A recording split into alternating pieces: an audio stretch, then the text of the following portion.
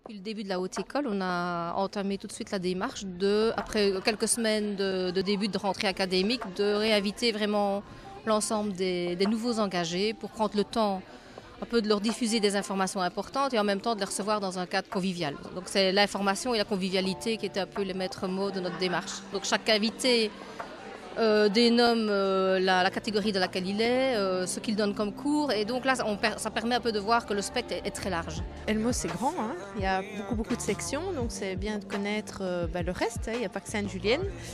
Et voilà, de savoir tout ce qui est proposé aussi, toutes les aides, le learning, les formations continues.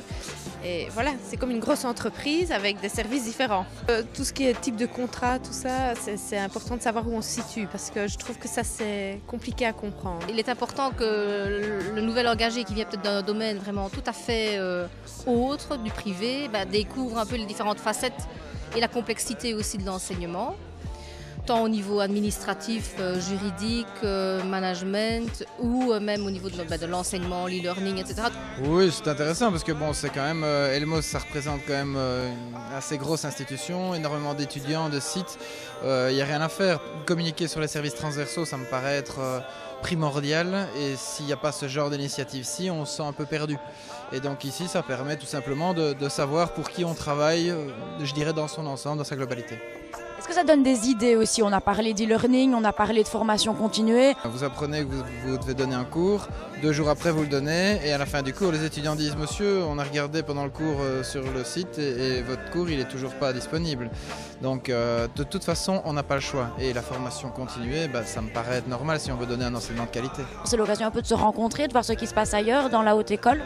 Bien sûr, parce que sinon, quelque part, on reste tout le temps en vase clos, tandis qu'ici, c'est l'occasion de rencontrer d'autres enseignants, d'autres sections, et j'ai même revu ma cousine que je n'ai plus vue depuis 15 ans. Quand j'ai reçu le règlement de travail, je ne l'ai pas lu, évidemment, et ici, voir le PowerPoint, enfin, moi, je suis assez visuelle, et ça m'a vraiment aidée.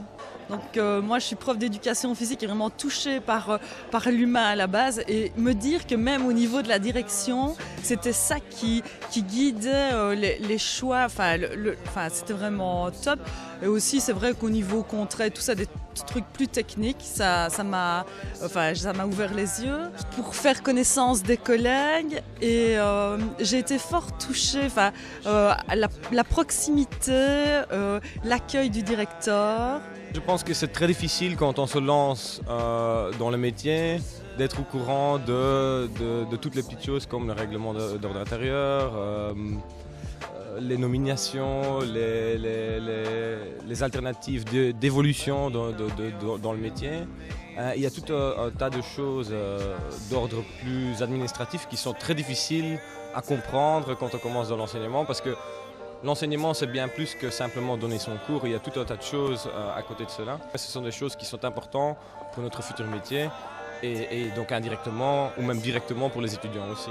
J'ai vraiment trouvé ça intéressant. Donc moi, j'aime bien d'abord comprendre comment sont structurer les organisations, de pouvoir repérer quelques personnes, quelques acteurs qui font certaines choses, donc comme la personne qui a parlé de l'e-learning, etc.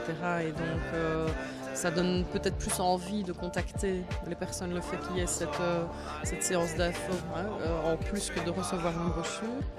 Dehors, on voit qui est le directeur, donc c'est déjà une chose de le rencontrer une première fois. Et puis on ne se sent pas comme un numéro, on se dit c'est une grosse entreprise, il y a beaucoup d'enseignants.